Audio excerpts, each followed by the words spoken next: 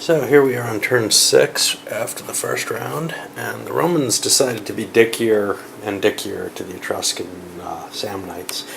They're making them go first now. They've had options to try to speed the game up in either the Gauls or the Greeks' favor in other ways, but they're not really interested in that. They just want to hose their opponent, like the guy who screwed them. The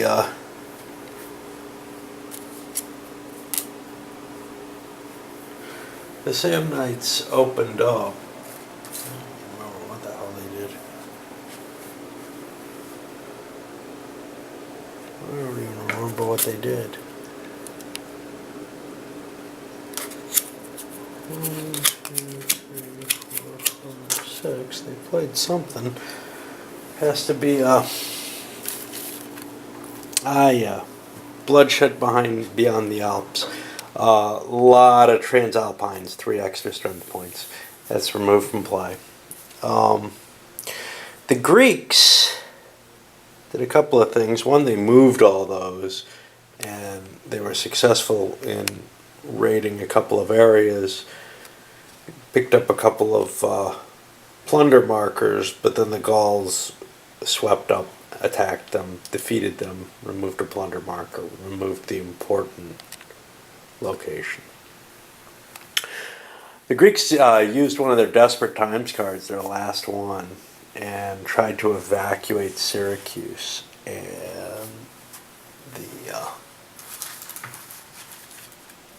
the Carthaginians played the hand of Baal Hadad, preventing a naval movement. That's removed from the game.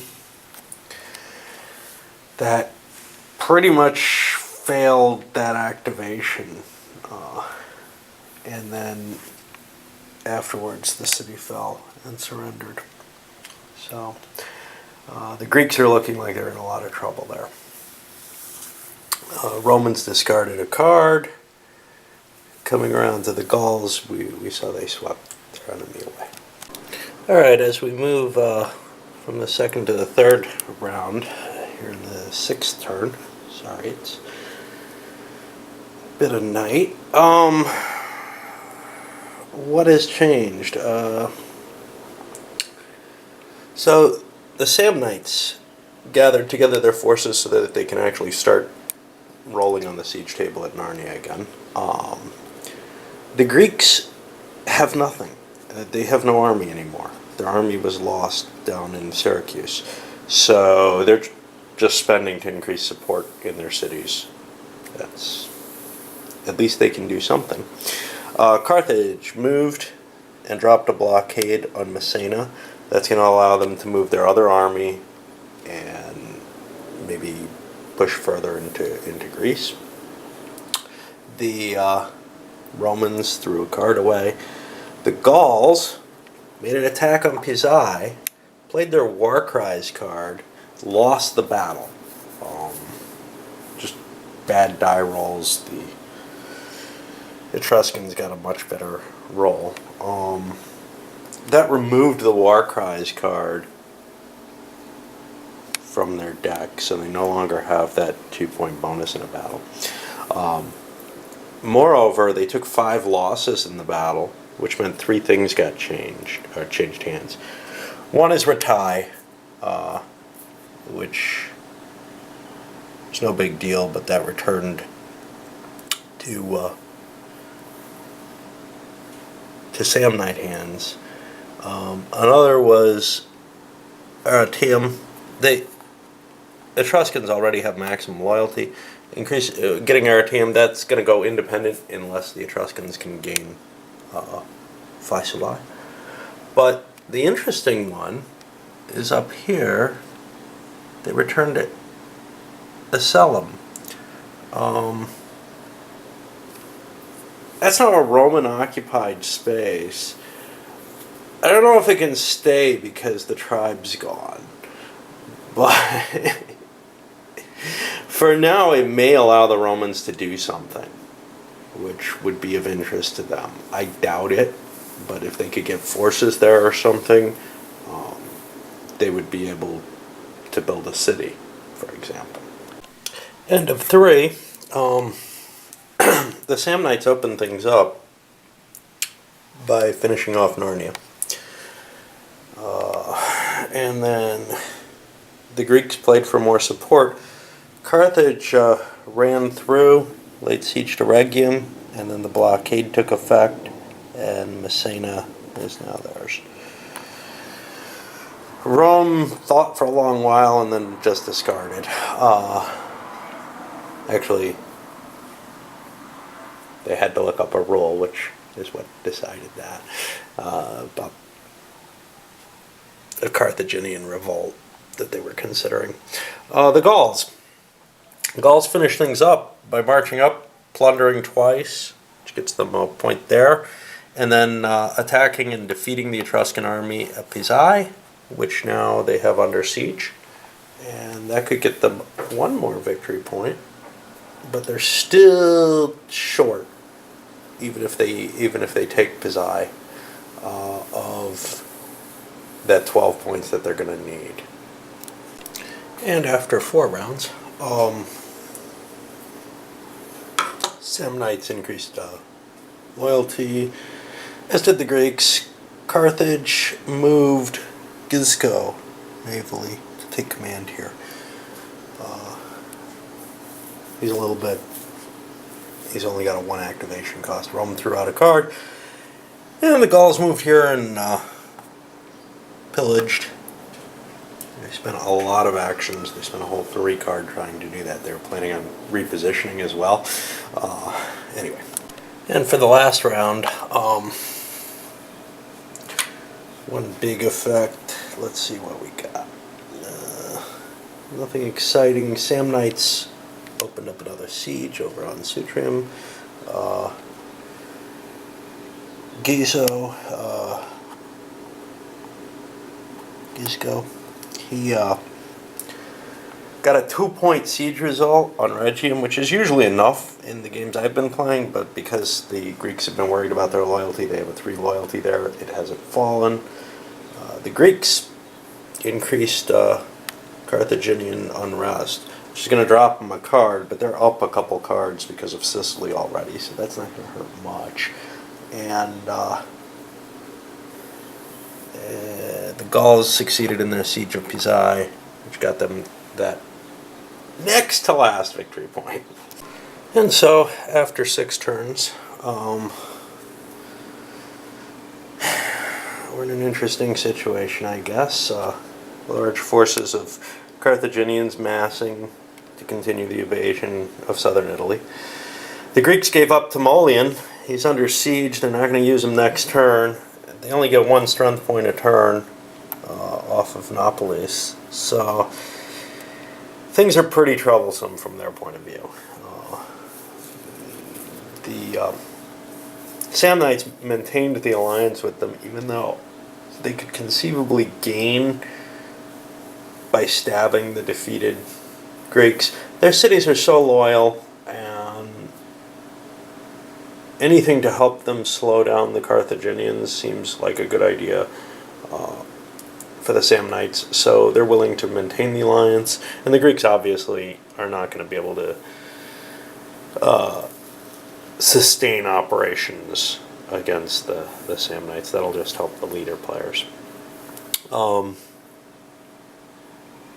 Sutrium fell, and another horde of Gauls coming forward to try to take the Samnites down. And right now we're in the position where the Gauls need 1 more point to win. The Carthaginians have finally passed the Greeks, but it looks like they aren't going to be able to make it in time unless they help do something against the Gauls, which they may do. They're more capable of making strikes, not against the Gallic coast itself, because there's no ports there, but they could actually launch an attack up there and just try to hold on to what they've gained in Sicily. And that may not be a bad strategy for them. The Greeks are slowly collapsing. There's just nothing can be done about that, unless they get a good reinforcement card. But they're out of Desperate Times cards. Carthage has 2. It's just not going to happen. And the Samnites only gained, 1 point this time because of the destruction of the Etruscans. They've got 4 Roman cities or Roman victory point locations. That's one interesting thing. There's no cities in this game. The Romans normally build cities. Well, in this game, those cities didn't happen because Rome got pummeled so hard. Rome is dividing the Samnite holdings, and that's kind of a pain because they can't reinforce directly. They're going to have to take Rome, but with the wall in place, that's kind of painful. Beginning of turn 7, after the first round actually, some interesting stuff has happened. To begin with, the Samnites gathered their forces over in Sutrium. But what did the Greeks do? Damned if I remember. Oh yeah, the Greeks broke that 2 points of siege back down to a 0 with their navy, basically a card that they can use for that. The Carthaginians, instead of continuing to pursue that siege or moving forces around Messina or whatever, they launched Hamilcar, right? That's what we got, yeah, right from the beginning, against the Gauls, and defeated them at Pisae, reduced their unrest. The Gauls responded by increasing the Carthaginian unrest because they see where their real threat lies now. Between the Samnites and Carthage, they may be able to stop the Gauls from making that extra victory point. In fact, that victory point's looking really iffy unless the Gauls can get lucky with some battles or something. Right now, their leader is in the displaced leader box because he was in charge of one guy or whatever over in Pisae, and he got his butt handed to him. After 2 rounds in the 7th turn, what happened? Etruscans, Samnites. Samnites increased the loyalty of their cities. They're planning on moving their army. The Greeks actually built a single strength point with a 3-point card. They're at maximum loyalty. And you see something in the corner that's interesting, don't you?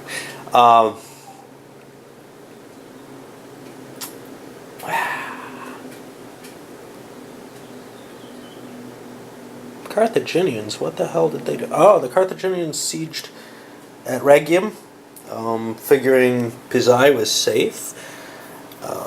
And they got a 2-point siege result on Rhegium, so there's a good chance they're going to take that. The Romans found a card. The Theory Appeals to Rome card, a 1-use shot, allows them to get a couple of strength points and ownership of Thurii. Now, there's no Rome to appeal to, so I'm viewing this as kind of a revolt, but it is kind of cool. It brings Rome back into the game. They may have trouble because of it, but they have no production as of yet, but they could build a city there. So it does actually open some interesting aspects up, especially with the Greeks as weak as they are. The Gauls also spent a 3-part card to get a reinforcement. They looked at what they could do and were just, yeah, I'm at minuses attacking anywhere. There's nothing I can do that's liable to get me those 3 extra conquest markers without losing me victory points by losing cities. So I'm just going to build up my forces and hopefully not lose ground this turn. Maybe somebody will do something I can react to, or maybe I'll be strong enough later. Not much happened in that 3rd round. The Greeks upped the unrest on the Carthaginians, which caused them to play a 1-time only card, raising 5 mercenaries in Spain. It's a Spanish victory. They still need to get a leader there or something, and a way to attack the Spaniards, try to drop that.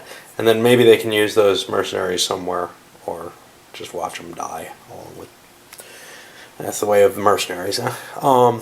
They end up leaving the board. The Romans, they built their city in Tori. They need this. They don't have a lot of strength points. They need production, etc. And the Gauls built another strength point. After 4, Greeks, God knows what they were doing. I think they just discarded a card. Carthaginians played Hanno to help lead that garrison army. The Romans increased their strength, picked up another strength point over in Thuri, and then the Gauls attacked here at Pisae. And they were at +1, but the die roll did not go well for them. In fact, they lost 6 units, which solved Carthage's unrest problem very nicely, and has made this little garrison army kind of an interesting question. And that's the end of turn 7. Let me explain what happened. Greeks, still nothing. Carthage, the only thing that succeeded was the siege of Rhegium. Pisae did not succeed, and they actually are below the force limit needed, I believe, at this point. Yeah, so they didn't get a roll. The attrition table killed them. So the attack by the Gauls actually did something, and it turned out it was a big something. Because the Carthaginians are 1 point away from victory, and had they gotten that city, they would have won. Rome. Rome's got a consul or two now, and some troops, and are looking a lot more impressive. They broke their alliance with the Carthaginians. It's beginning to look like somebody's got to stop Carthage. The Gauls are easier to stop. Speaking of the Gauls, they continue to largely do nothing. I believe they actually just discarded a card because they couldn't think of anything of any value to do with it. I mean, they could have moved to try to take one of their territories back, but that's not terribly useful, actually. Currently, they're actually divided in half? No, not quite. Okay, and what else we got? We got the Samnites who took Rome. They moved into Rome and took it. And that means we've got Etruscans back in the game in Tarquini. Not a lot, but we're seeing big movement. Look at the victory points. The Greeks are continually declining. I mean, they're out of it at this point, as far as I can tell. They're losing a couple of victory points every turn.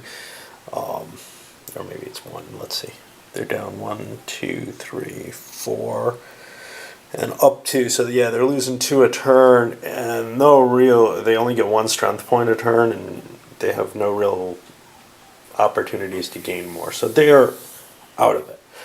Rome, hey, it's Rome, man.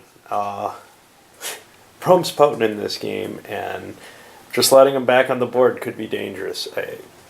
They're at 0 victory points. They're not gaining any. But unlike the Greeks, they do have potential. However, Carthage and the Gauls are the biggies. Either one of them can win at any moment. Rome's not going to be able to gain enough victory points to be in the lead in 2 turns. So having a 9-turn limit means that Rome will not win. But they may be able to come in 3rd, or at least 4th, if they get really, really lucky. What about the Samnite Etruscans? The Samnites are doing so damn well, but once again, the Etruscans are this anchor around their neck.